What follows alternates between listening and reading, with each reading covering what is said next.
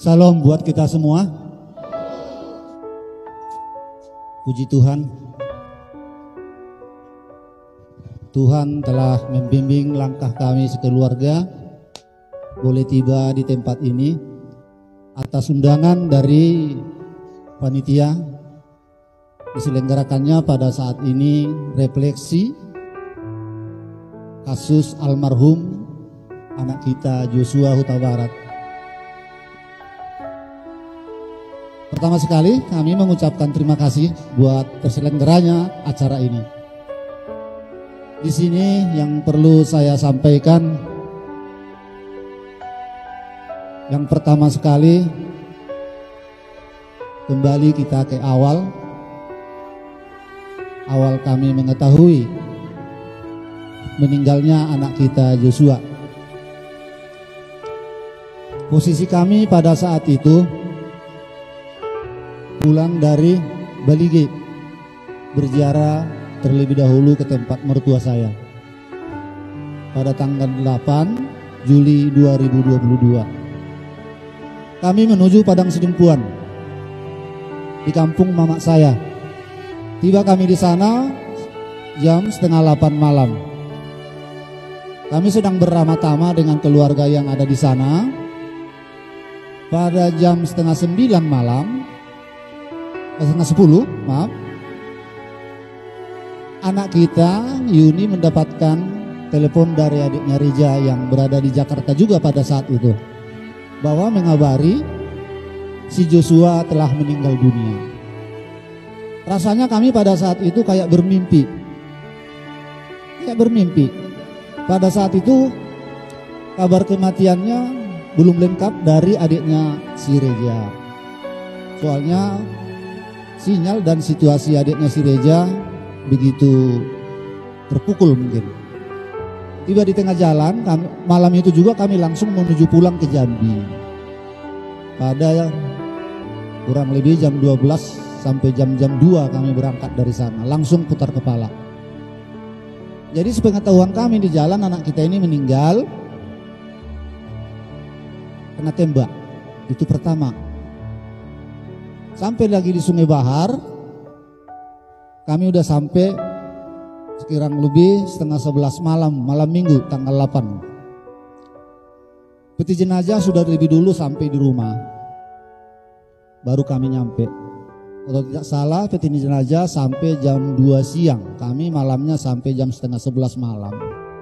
Memang pada saat itu sangat alot, artinya alot soal membuka peti jenazah.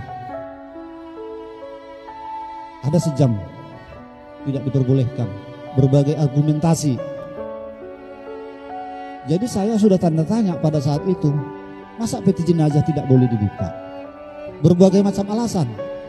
Akhirnya mereka yang mengantar jenazah itu ke Sungai Bahar mengalah, boleh dibuka.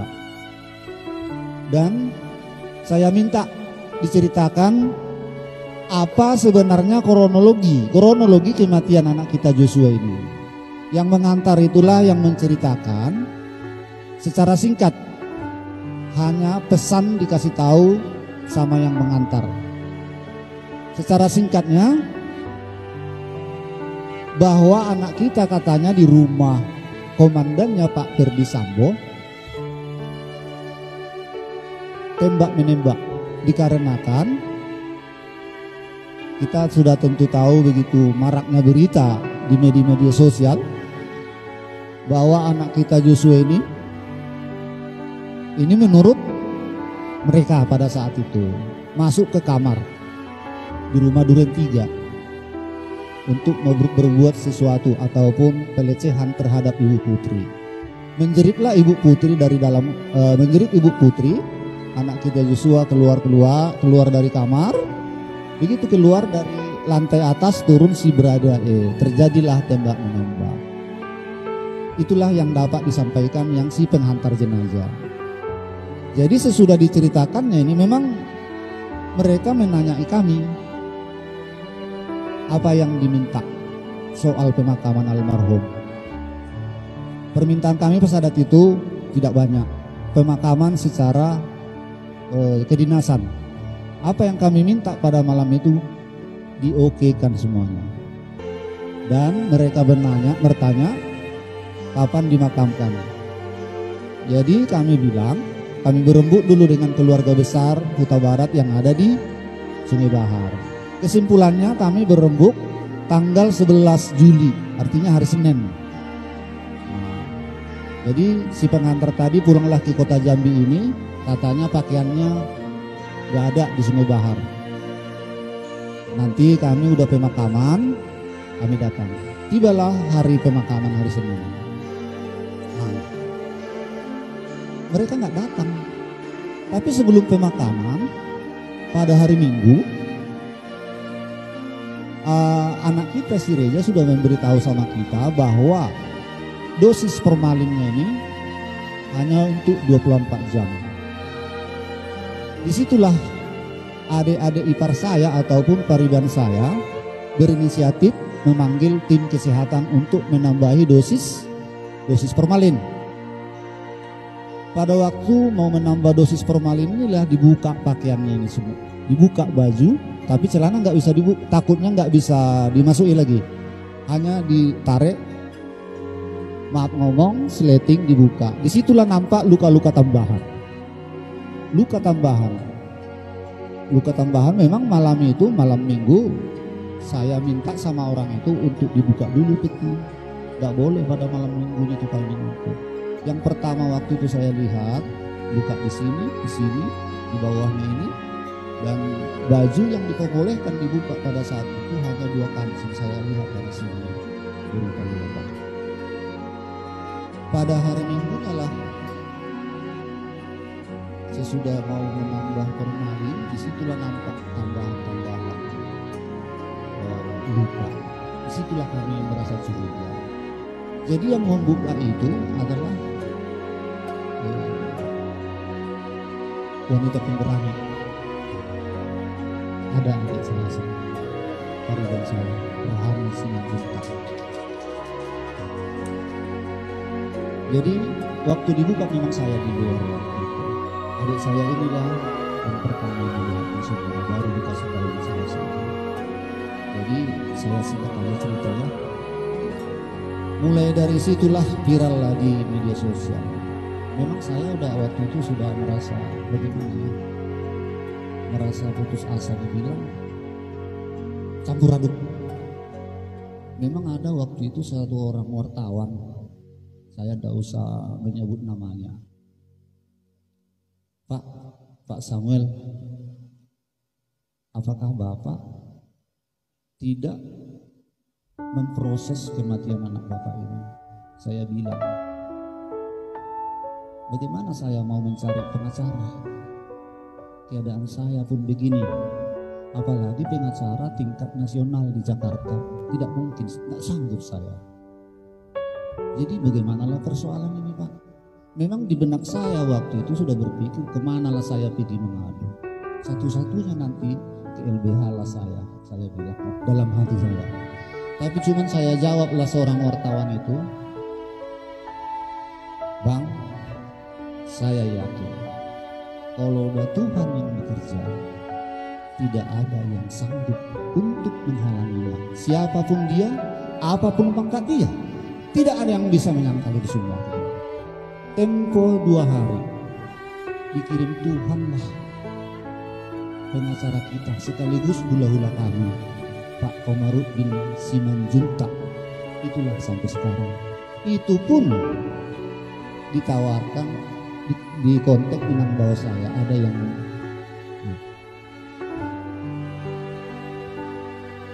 inang bawah kami sangga siang turi Hinorhon nyoma banahu tadahami hula-hulaka Komarudin Simanjuntak. Sampai 3 hari baru saya tandatangani. Saya tandatangani kuasa hukum tadi. Sudah dikirim formatnya. Yang saya pikirkan cuma satu, apa biaya kami? Hari ketiga datang lagi Inang Bau ini ke rumah. Video call lah hula-hula kita Komarudin Simanjuntak. Saya dimarah. si Joshua almarhum ini, apa bukan anakmu? Itu beres saya. Kalau tidak mau lah menandatangani ini, biar saya tahu. Saya merenung lama. Saya tanda tangan ya jadinya pas hari Kamis kalau nggak salah. Hari Kamis kami kirim formatnya ke Jakarta, begitu Kamis hari Senin langsung dilaporkan. Jadi sesudah dilaporkan memang lama berbelit-belit, lama sekali. Timbullah pengacara si Beradae waktu itu. Itulah yang membuka kasus ini semua. Sesudah berjalan kasus ini sudah hampir 1 bulan, saya dijemput Domat Tubuh Margauta Barat dari Jakarta. Artinya dijemput, kami membuat suatu gerakan. Gerakan kami yang dibentuk Domat Tubuh di Jakarta, se-Jabodetabek, ada di sini yang menjemput saya, Ramos dengan si Perdi di dalam. Jadi kami ke sana untuk menemui Pak Menteri Menko Polhukam, Pak Mahfud MD. Kami langsung ke kantor Pak Mahfud MD. Dia mau menerima kami, mau menerima Huta Barat, tapi serempak dengan saya. Semua keluh kesah saya ceritakan.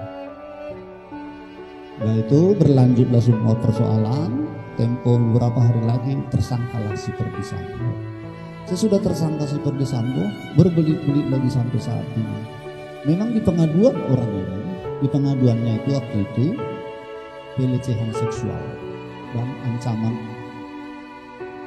pembunuhan. Itulah yang beredar selama ini di masyarakat. Memang itu sudah terbantahkan, sudah sangat terbantahkan. Bahwasanya di pengaduan itu tidak ada unsur-unsur ataupun tindak pidana. Jadi di SP3 kan, surat SP3-nya sudah ada sama kami. Tapi belakangan ini berbagai tokoh, ada tadi siang saya komen, berbagai tokoh lagi ataupun Ibu Putri ini mengungkap lagi kronologi kejadiannya katanya di Magelang. Sampai sering saya bantah itu di media sosial. Apa bisa berpindah-pindah begini? Jadi besok berarti permasalahannya kalau terbantahkan lagi yang di Magelang bisa pindah ke Bali lagi, kemana lagi nanti? Jadi semua kita rakyat Indonesia ini sudah sangat dibohongi. Yang pertama di Duren 3 sudah dibohongi. Ini lagi ditimbulkan lagi di Magelang. Nah itulah yang sampai sekarang bertahan. Sampai tadi siang ada seorang tokoh agama, dosa saya sebut namanya, ada di hati saya, yang berkomen di TikTok. Saya bantah. Saya bilang, setahu saya, umur saya sudah hampir 60 tahun, seorang pendeta itu bukan untuk menyampur yang begini, tapi untuk mendoakan semua masalah di negara ini. Ini ada seorang tokoh yang ada di hati saya. Komennya pun masih ada sama saya. Jadi itulah yang beredar sekarang. Orang itu selalu, orang-orang di luar sana selalu memfitnah almarhum anak kita. Anak kita sudah meninggal dunia. Yang pertama sudah difitnah, yang di Duren 3. Ini lagi sudah terbantahkan di Duren 3. Ini lagi di Magelang difitnah lagi. Sudah mati difitnah lagi. Menurut saya fitnah itu lebih kejam dari pembunuhan, apalagi orang yang sudah mati difitnah. Itulah yang terjadi bagi kami saat ini. So, dipitnah terus sampai hari ini. Terakhir kemarin saya dengar di media sosial itulah tokoh agama itu. Jadi mungkin itu yang bisa saya singkat soal meninggalnya anak kita ini. Kalau ada tambahan?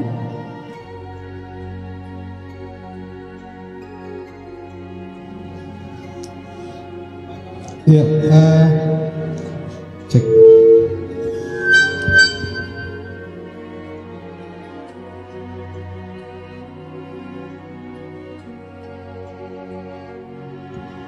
Ya, kami yang di sini mungkin juga ingin mendapatkan cerita dari tulang. Yosua itu seperti apa sih masa kecilnya hingga dia kemudian masa dewasanya? seperti apa perjalanan hidupnya masa kecil, seperti apa dia dengan keluarga, dengan masyarakat di yang selama ini Bapak dan Ibu melihatnya. Itu mungkin kami butuh gambaran juga tentang itu. Tolong. Makasih. Makasih. Kalau ada saya rasa orang lama di Sungai Bahar yang mengenal anak kita almarhum Joshua sangat mengenal kepribadian. 4 anak kita, 2 laki-laki, 2 perempuan. Di antara 4 orang ini, bukan lantaran dia sudah almarhum, inilah anak yang paling polos, yang paling penurut. Saya tahu sifat dia waktu tahun 99, pas kami pulang ke kampung berdua. Disitulah dia saya lihat seorang anak kecil yang penurut. Ini yang paling penurut di antara berempat anak kita. Di waktu SD pun sangat penurut. Apa yang kita kasih tidak pernah mengeluh. Begitu sampai SMP, sampai SMA. Di waktu SMP pun memang dia sangat aktif di segala kegiatan.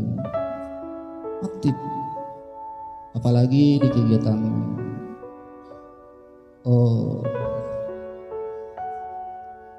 kerohanian, di kegiatan olahraga berupa kempo sangat aktif. Silat di Sungai Bahar aktif dia mulai dari SMP. Di SMA pun begitu baik dia ini. Baiknya begini, memang sengaja kami bikin dia itu tidak ada waktu untuk keluar bergaul bebas. Di waktu SMA dia mengikuti satu kumpulan band. Ada band orang itu di SMA 4 Sungai Jambi yang di Sungai Bahar. Sampai dia tamat SMA, dia segalanya paling menurut sama mamanya. Di sini mamanya ada. Sampai dia itu sudah masuk polisi pun begitu sangat sayangnya sama mamanya, sama kami semua, apalagi sama adik-adiknya. Inilah yang sangat penurut. Waktu dia pun di Jakarta, kalau tidak di teleponnya mama sekali sehari surasa tidak bisa tidur. Jadi anak kami ini semasa hidupnya sangatlah dia penurut, sangat penyayang terhadap keluarga.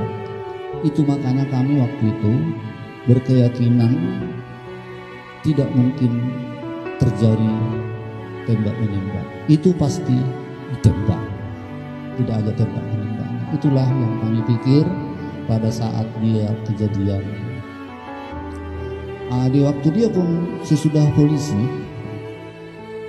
begitu meninggal ataupun almarhum, dari mana kawannya polisi berdatangan ke rumah menceritakan semua kisah kebaikan dia ini di tengah-tengah masyarakat, kisah kebaikan dia ini terhadap teman-temannya.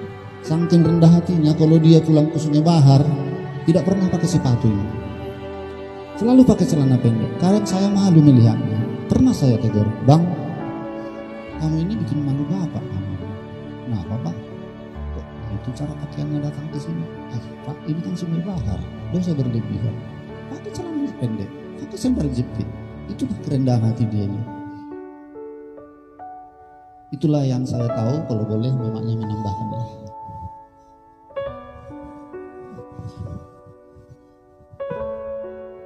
Terima kasih. Sebenarnya berat sekali saya mengungkapkan kisah anak ini.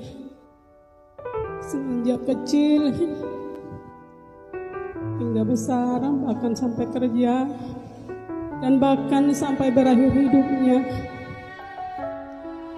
Kalau dibilang memang anak ini dititip Tuhan, merupakan harta yang sangat mahal di keluarga kami. Terlebih saya ibunya.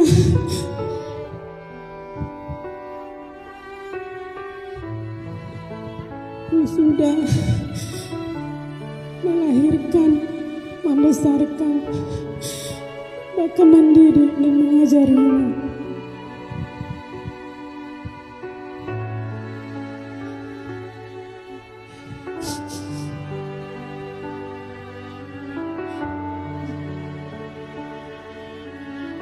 kalaupun diceritakan sangat berat.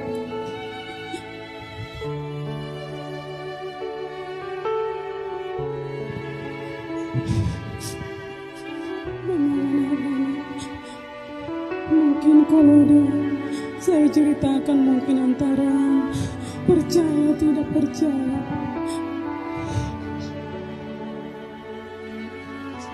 Apapun penderitaan memang anak ini siap menerima dan tidak pernah berkata apapun, saking penurutnya dan patuhnya. Memang kelebihan di antara mereka berempat. Walaupun dia seorang laki-laki, tapi dia bisa menghandle segala pekerjaan.